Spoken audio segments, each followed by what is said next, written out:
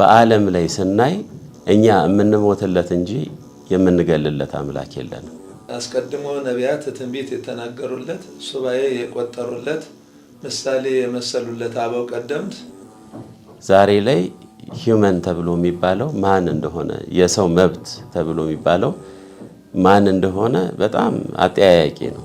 እና ክርስትና ሃይማኖት ከሌሎች በምንድን ነው የሚለየው? ይህን ያህል ተግዳሮት ይህን ያህል መከራ የሚበዛበት ስለምንድን ነው? ሰው ሆኖ ወልደ እግዚአብሔር ኢየሱስ ክርስቶስ ከእመቤታችን ከቅድስት ድንግል ማርያም ከስጋዋ ስጋ ከነፍሷ ነፍስ ነስቶ ሰው ሆኖ በሞቱና በትንሳኤው የመሰረታት ሃይማኖት ናት። ሰው በእነሱ ዴፊኒሽን ምንድን ነው? በዓለም ባሉ መሪዎች ዘንድ ሰው የሚባለው ማን ነው ብለን መጠየቅ የሚያስፈልገን ሰዓት ነው። ክርስቶስ የሚለው ወጥቶ ኤክስማስ ወደሚል ተቀየረ። ከኤክስማስ ደግሞ አሁን አይ ሆሊዴይ ሲዝን ተብሎ ይባል። ሆሊዴይ ነው። ከሱ ጋራ በመከራ እሱን በመከራ ከመሰል ነው፣ እሱን በሞቱ ከመሰል ነው፣ እንዲሁ በክብር ደግሞ እንመስለዋለን፣ በትንሳኤም ደግሞ እሱን እንመስለዋለን ብሎ ሰዶማውያንም ያከብሩታል፣ ይደሰቱበታል። ስለዚህ የእነሱም መብት መከበር አለበት። ምክንያቱም ይሄ ክርስቶስ የሚባለው ለሰዶማውያን ጥሩ አይደለም። የሂውመን ራይት እናስከብራለን ብለው ሲሉ ከዛ ውስጥ የክርስቲያን ራይት ግን አይከበርም። ሰማያዊውን መንግስት በምድራዊ ለውጠን የምንገባበት ክርስቶስ ራሱ ሰው ሆኖ የመሰረታት። ስለ ክርስቶስ መናገር አይቻልም። ስለ መሐመድ መናገር ይቻላል። መጀመሪያ ሰው ስለመሆኑ ምን መብት አለው? የሰው መብት ምንድን ነው?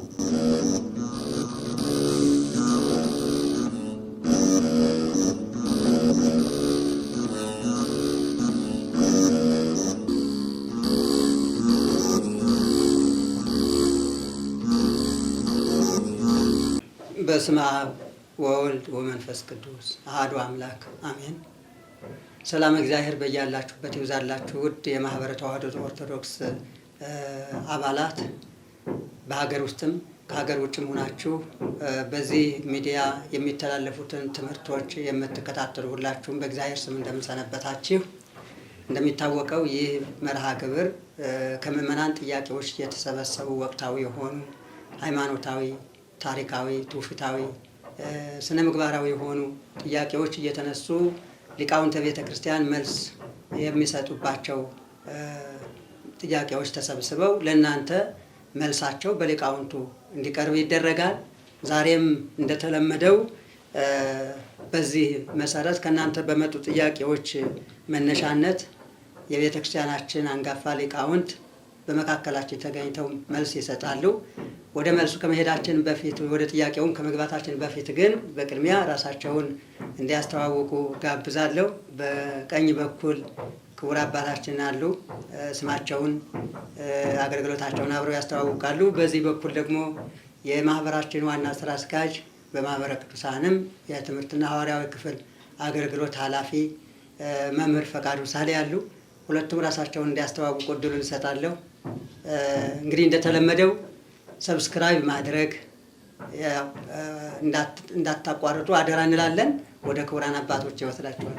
ክቡር አባታችን። እሺ። በስመ አብ ወወልድ ወመንፈስ ቅዱስ አሐዱ አምላክ አሜን። አምላከ አበው አምላከ ቅዱሳን በአንድነት በሶስትነት የሚመሰገን ሥላሴ ስሙ ለዘላለም የተመሰገነ ይሁን። ይህችን ሰዓት ባርኮ ቀድሶ ስላገናኘን በድጋሚ ስሙ የተመሰገነ ይሁን። እኔ መጋቤ ኅሩያን ቀሲስ መጽናኛዬ ኃይሌ ይባላለሁ። ከዚህ በፊት የምኖረው በአሜሪካን ሀገር ነበረ። አሁን ደግሞ ልጆች ለማስተማር ቤተክርስቲያን ልጆችን ማፍራት አለባት ተብሎ የሚባለውን ለሌሎች ብቻ መንገር ሳይሆን እኛም ማድረግ አለብን ብለን ልጆቻችንን ወደዚህ ይዘን በአብነት ትምህርት ቤት ልጆቻችንን እያስተማርን ያለ ነው። እንግዲህ ፈቃዱ ቢሆን አንደበትን ቢያከናውን ለዚህ አገልግሎት የሚሆነውን ነገር እንዲረዳን ጸሎታችሁ አይለየን። እንደዚሁም በግራ በኩል ለኔ በስተግራ በኩል ማለት ነው መምህራችን አሉ። እሳቸውም ያው ብዙዎቻችሁ የምታውቋቸው ቢሆንም በአገልግሎታቸው አሁንም ራሳቸውን እንዲያስተዋውቁ እድል እሰጣለሁ። በስመ አብ ወወልድ ወመንፈስ ቅዱስ አሐዱ አምላክ አሜን። በማህበረ ቅዱሳን ያው በስብከተ ወንጌል በዋናው ማዕከል ሰባኪ ወንጌል ነኝ። በዚህም ደግሞ አሁን ለ3 ወር ስራ አስኪያጅ ተደርጌ ተመድቤያለሁኝ። መምህር ፈቃዱ ሳህሌ ነው የምባለው። ያው ሁላችሁም ታውቁኛላችሁ እያስባለሁኝ።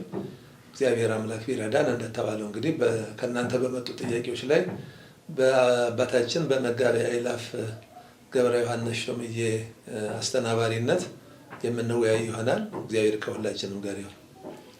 በጣም ጥሩ።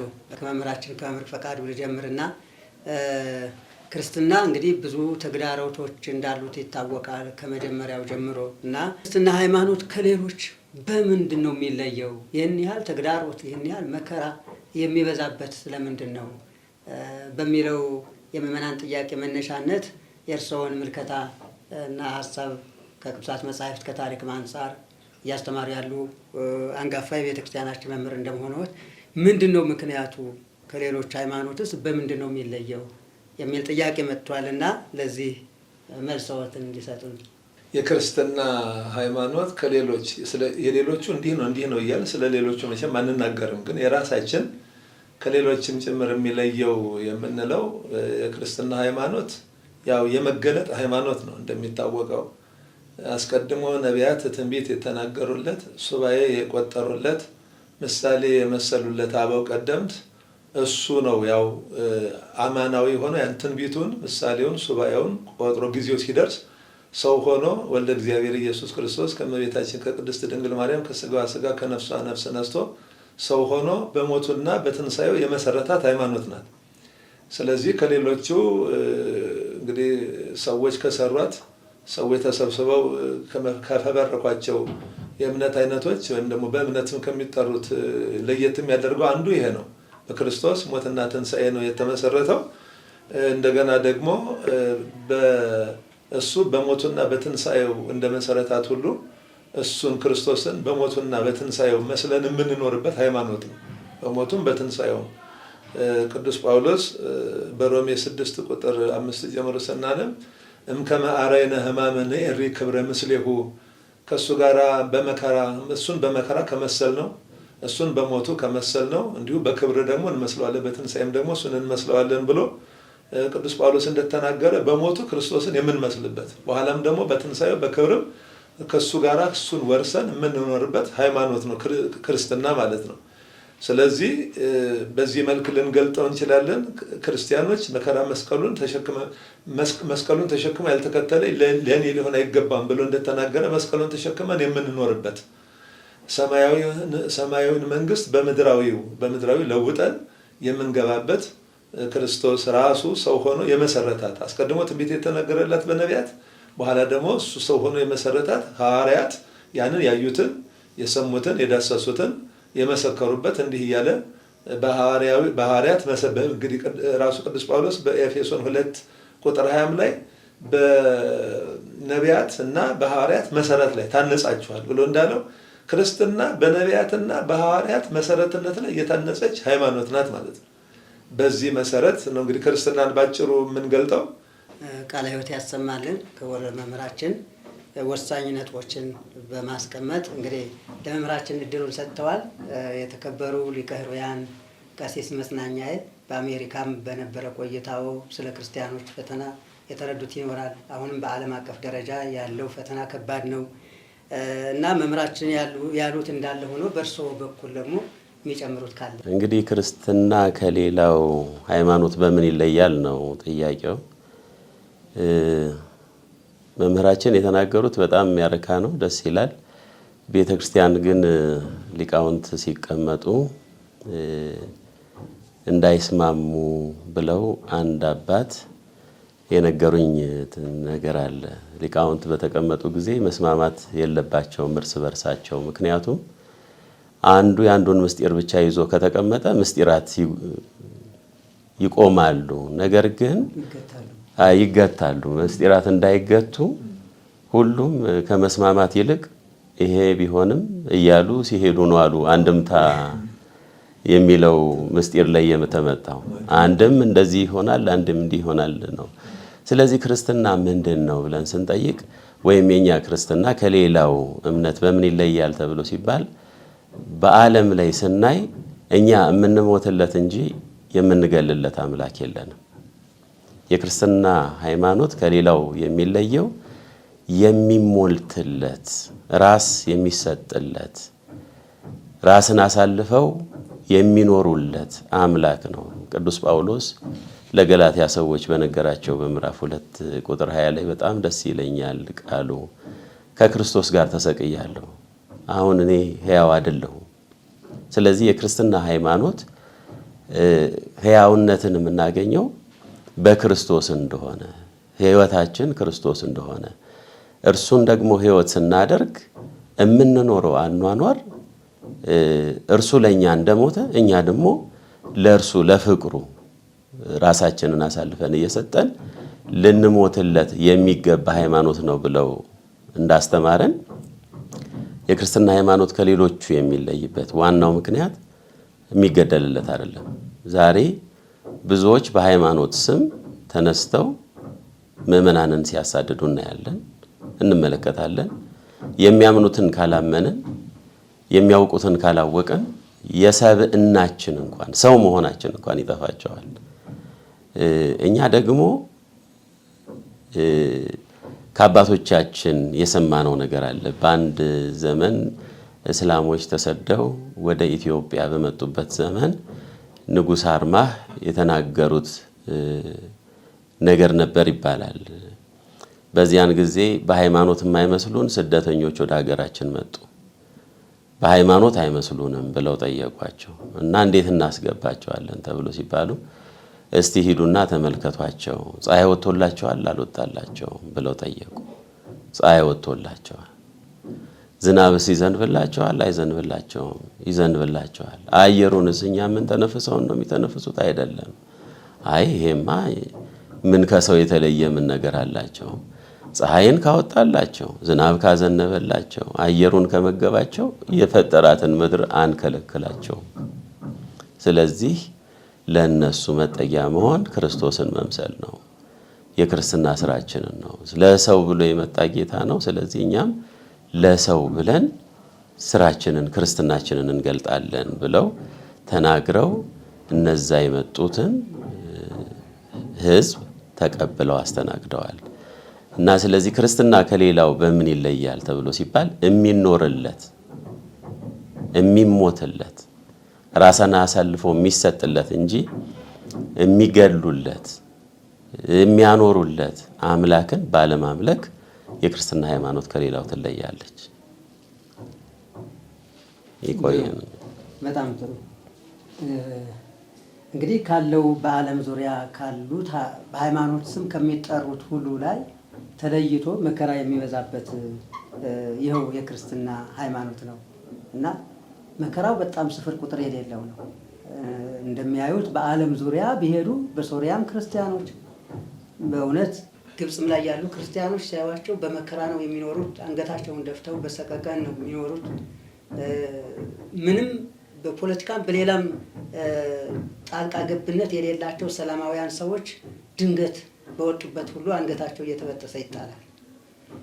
ቀደም ሲልም በነበሩ ቄሳሮች እንዲህ አይነት ግፍ ነበረ ሲፈጸም የኖሩ። አሁንም ያ ግፍ ሳይቆም ይኸው በክርስቲያኖች ላይ እንደቀጠለ ነው እና ይሄ መከራ የሚበዛበት ዋና ምክንያት በእርስዎ እይታ ምንድን ነው? ነቢየ እግዚአብሔር ቅዱስ ዳዊት ከተናገረው ነገር መዝሙር 11 ቁጥር 1 ላይ አድኅነኒ እግዚኦ እስመ ኀልቀ ኄር ወደ ሃይማኖት እጓለ እመሕያው ከንቶ ይትናገሩ አሐዱ ምስለ ካልኡ ይላል። አቤቱ አድነኝ፣ ደግ ሰው ቸር የሆነ አልቋልና ከሰው ልጆችም ሃይማኖት መተማመን ጎሏልና አንዱ ላንዱ በሽንገላ አንደበት ይነጋገራሉ ይላል። ይሄ የሽንገላ አንደበት ምንድነው ተብሎ ሲባል በዓለም ላይ ያሉ መሪዎች ሂውመን ራይትስ ተብሎ መመሪያ ያላቸው በዩኤን ሂውመን ራይት ተብሎ የወጣ ለሰው ልጆች መብት የቆመ ተብሎ የሚነገር ስለዚህ የሚወያዩለት ብዙ ነገር አለ። ዛሬ ላይ ሂውመን ተብሎ የሚባለው ማን እንደሆነ የሰው መብት ተብሎ የሚባለው ማን እንደሆነ በጣም አጠያያቂ ነው። ሰው በእነሱ ዴፊኒሽን ምንድን ነው? በዓለም ባሉ መሪዎች ዘንድ ሰው የሚባለው ማን ነው ብለን መጠየቅ የሚያስፈልገን ሰዓት ነው። በክርስትና ሃይማኖት ውስጥ ያሉ ሰዎች በሃይማኖታቸው ያለውን ነገር እንዳይናገሩ የሚገደዱበት ሰዓት ከዚህ የበለጠ ሰዓት የለም። ለምሳሌ በአሜሪካን ሀገር በነበረኝ ቆይታ ከልጆቼ ያገኘሁት ትልቅ ነገር ቢኖር ምንድነው? ይሄ አሁን ያለንበት ወቅት በዛ ሆሊዴይ ሲዝንስ ተብሎ ይባላል። እስከ አዲስ ዓመታቸው ድረስ ሆሊዴይ ሲዝንስ ይባላል።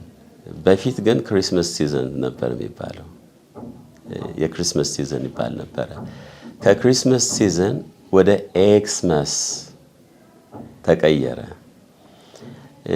እኛ እዛ ሀገር በሄድንበት ጊዜ የክሪስመስ ትሪ በየቦታው ይሰቀል ነበረ። ዛፉ ለክሪስመስ የሚሆነው ዛፍ ይሰቀላል። ልጆችም በዛ ደስተኞች ነበሩ። በዛ ስር ደግሞ በእኛ ቤተክርስቲያን ባይፈቀድም ግን እንደዚህ ቅርጻ ቅርጽ የጌታ ልደት የሚያሳዩ ቅርጻ ቅርጾች ይደረጉ ነበረ በየመስሪያ ቤቱ፣ በየሆስፒታሉ፣ በትልልቅ ተቋማት ጭምር ማለት ነው። ዛሬ ላይ ግን ዛፉንም ማውጣት አይቻልም፣ ያንንም ቅርጽ በዛ ቦታ ማስገባት አይቻልም የሚባል ነገር እየመጣ ሄደ። ከዛ በኋላ ትንሽ ቆይቶ ደግሞ ትምህርት ቤት ውስጥ መጽሐፍ ቅዱስ ነበረ። ታሪክም ለልጆች ሲነገር ሳይሄዱ አንድ ጊዜ ከይቅርታ ጋራ ኤክስማስ ማለት ያ ክሪስማስን ለመስቻር የሚያገለግል ትርጉም ያለው ነው። እሱን ዲፋይን ቢገልጹት። አሁን ኤክስ ከሆነ ወጥቷል ማለት ነው። የክርስቶስ ልደት መከበር ክሪስመስ ማለት የክርስቶስ ህብረት ማለት ነው። በህብረት የክርስቶስን ልደት በህብረት የሚከበርበት ማለት ነው። አሁን ግን ኤክስ ሆኗል። ክርስቶስ የሚለው ኤክስ ተደርጎ ወጣ። ስለዚህ ክርስቶስ ከተባለ የክርስቲያንን ነገር መናገር ነው ተባለ። ስለዚህ ክርስቶስ ነው የወጣው ወይስ ኤክስማስ ሲባል ህብረቱ ነው የወጣው? ክርስቶስ ነው የወጣው። አዎ ክርስቶስ ወጣ። ሁሉም በህብረት ይገናኛል። ክሪስማስ የነበረው ክራይስት የሚለው ወጣ ማለት ክሪስት ተብሎ ሲባል ክራይስት ለማለት ነው። እና ክርስቶስ የሚለው ወጥቶ ኤክስማስ ወደሚል ተቀየረ። ከኤክስማስ ደግሞ አሁን ሆሊዴይ ሲዝን ተብሎ ይባል። ሆሊዴይ ነው። የማን ሆሊዴይ? የገሌ አይባልም። ምክንያቱም ሁሉም የሚያከብረው ነው። ሰዶማውያንም ያከብሩታል፣ ይደሰቱበታል። ስለዚህ የእነሱም መብት መከበር አለበት። ምክንያቱም ይሄ ክርስቶስ የሚባለው ለሰዶማውያን ጥሩ አይደለም። እርሱ ጥሩ ነው። እነርሱ ጥሩ አለመሆናቸውን ባለማስተዋል ስለኛ የተነገረ ነገር መጥፎ ነው በመጽሐፍ ቅዱስ ተብሎ ክርስቶስ በታሰበበት ሁሉ የነሱ መዋረድ ስለሚታያቸው የነሱን መብት ለማስከበር ለዚህ ነው ሂውማን ራይትስ ተብሎ የሚባለው ተቋም በዩናይትድ ኔሽን ውስጥ ሆኖ የሂውማን ራይት እናስከብራለን ብለው ሲሉ ከዛ ውስጥ የክርስቲያን ራይት ግን አይከበርም ባየ ነው። ምክንያቱም ልጆቼን ብያንስቼ ነበር ቅድም መጽሐፍ ቅዱስ ብለው ነበር። መጽሐፍ ልጆቼን ብዬ ያልኩት በትምህርት ቤት ውስጥ መጽሐፍ ቅዱስ ነበረ እና የትንሣኤ ሰሞን ከመጽሐፍ ቅዱስ እየተነበበላቸው በፐብሊክ ስኩል ውስጥ ማለት ነው፣ በህዝብ ትምህርት ቤት ውስጥ መጽሐፍ ቅዱስ እየተነበበላቸው ይሄ ክርስቶስ ከሙታን ተለይቶ ተነሳ ተብሎ ክርስቲያኖች የሚያከብሩት ነው ተብሎ ይነገር ነበረ። ሀገሪቱም ክርስቲያን ሀገር ተብላ ትጠራበት ነበረ። ገና ሲደርስ የክርስቶስ the birth of Christ ተብሎ የክርስቶስ ልደት ተብሎ ይነገርበት ነበረ።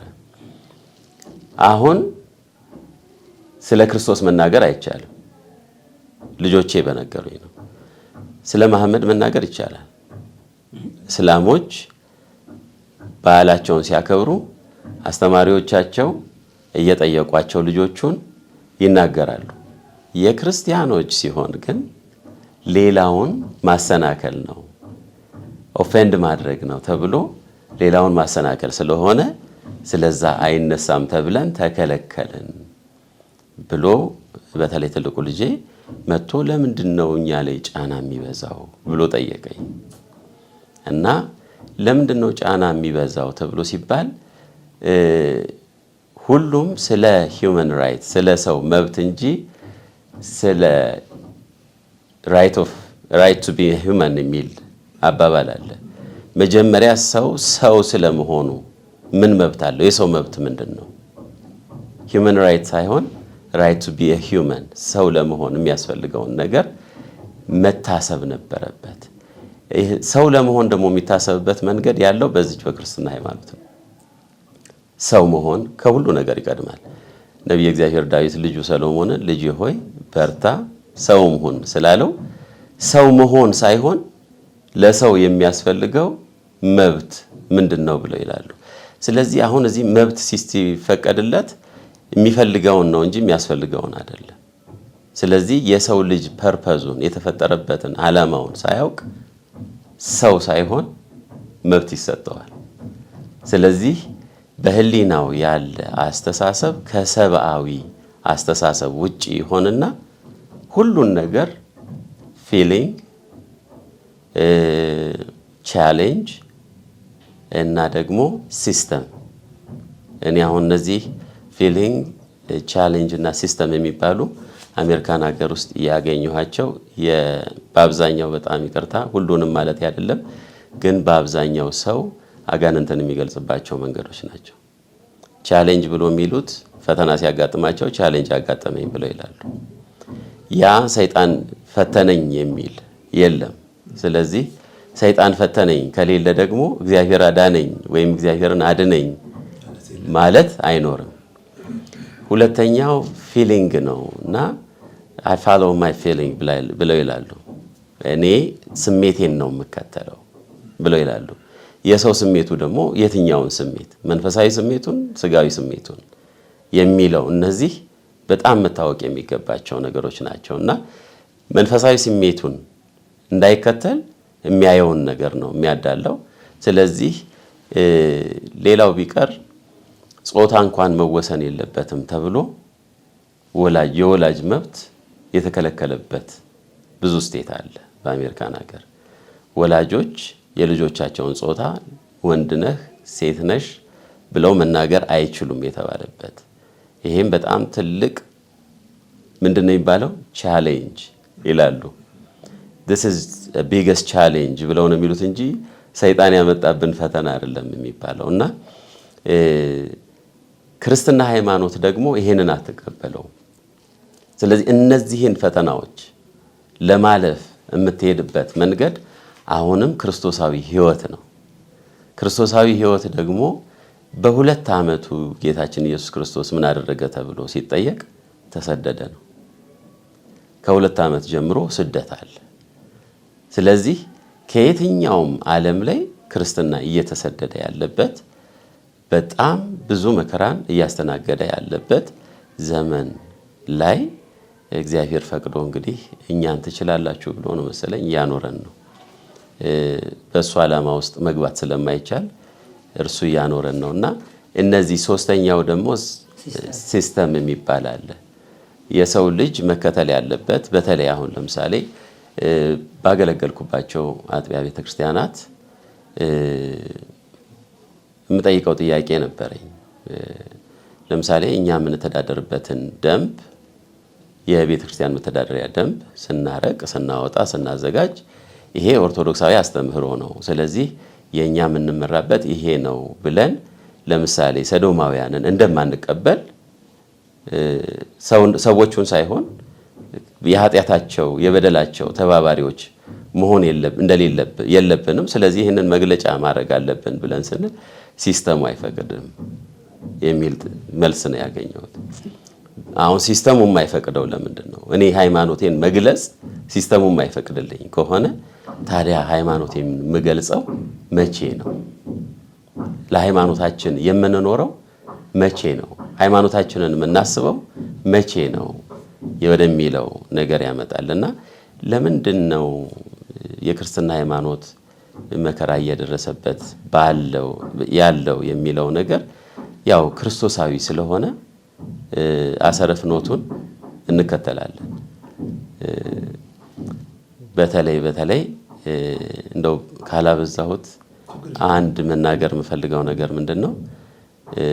እናንተ የዓለም ጨው ናችሁ። እናንተ የምድር ጨው ናችሁ።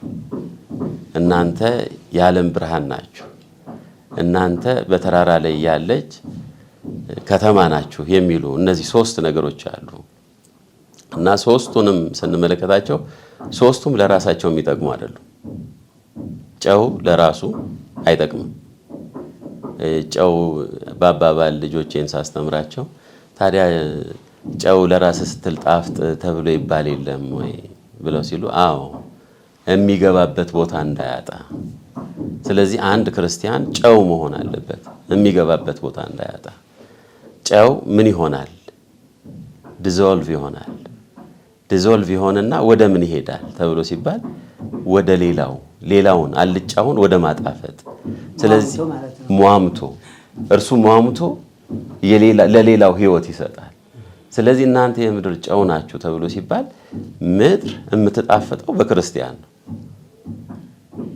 ምድራውያን የሚደሰቱበት ነገር ባይሆንም ዛሬ ግን እንደሰታለን ብለው ደስታቸውን የሚፈልጉበት መንገድ ክርስቲያንን በማሳደድ ነው።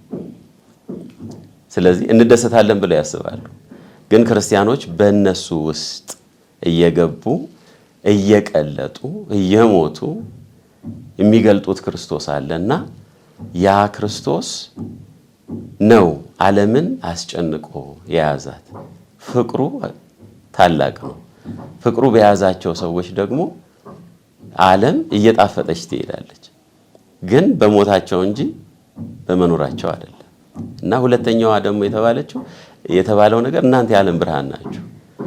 ሁሉም የሚያየው ማንን ነው? ክርስቲያኑን ነው። ሁሉም መከራ ይዞ የሚመጣው ወደ ማን ነው? ወደ ክርስቲያን ነው። ስለዚህ ወደ ክርስቲያን መከራ ይዞ ስለሚመጣ ለምንድን ነው መከራ የሚደርስብን ተብሎ ሲባል አምላካችን ኢየሱስ ክርስቶስ በመከራ የመሰረታት ቤተክርስቲያን ስለሆነች። መከራው ግን የምንድን ነው ተብሎ ሲባል በፈቃዱ የምንቀበለው፣ በፈቃዳችን የምንወስደው፣ ፈቃዱ ሆኖ ወደኛ የሚመጣ ፈቃዳችን ሆኖ የምንቀበለው መከራ ነው እና ለሰው ሁሉ ተገልጠን እንታያለን። ኦርቶዶክሳውያን በተለይ በዓለም ላይ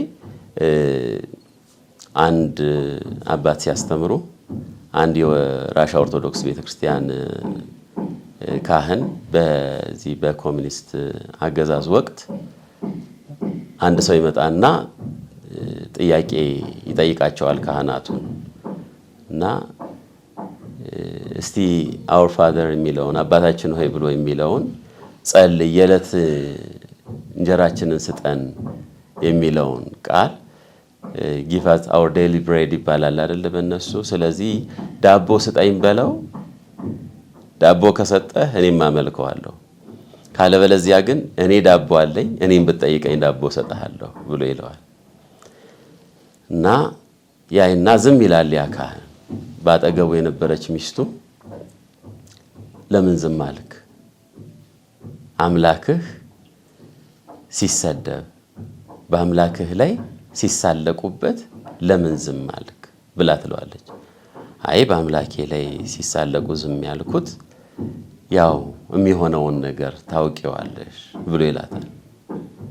አይ እኔ ስለ አምላኩ ስለ ኢየሱስ ክርስቶስ ሲል ደሙን ያፈሰሰ የሞተ ባል እንዲኖረኝ እንጂ ፈሪና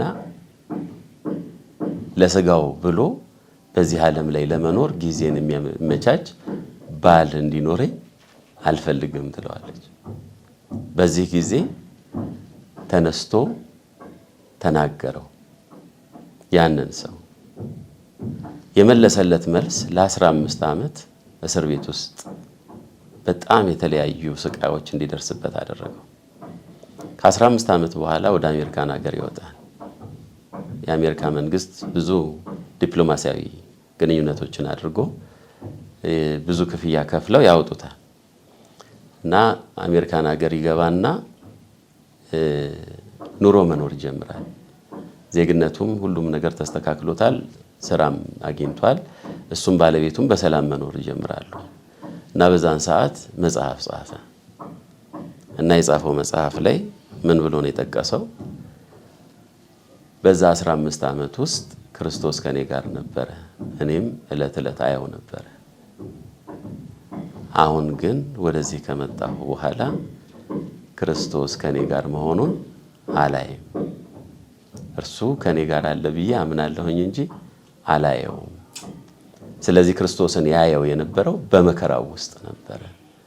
ስለዚህ እንዲህ ብሎ የጻፈው መጽሐፍ አለ እና የክርስትና ሃይማኖት መከራ የሚደርስበት ደግ የሚያስብ ሰው ዳዊት እንዳለው ክርስቶስን ማየት እንዲችል፣ ክርስቶስን ማሳየት እንዲችል። ምክንያቱም መከራ የፈለገ ቢያደርሱበት ሊገሉን አይችሉም። ቢገሉንም እንኳን እኛ ስማችን ከኋላ የሚቆይ ነው።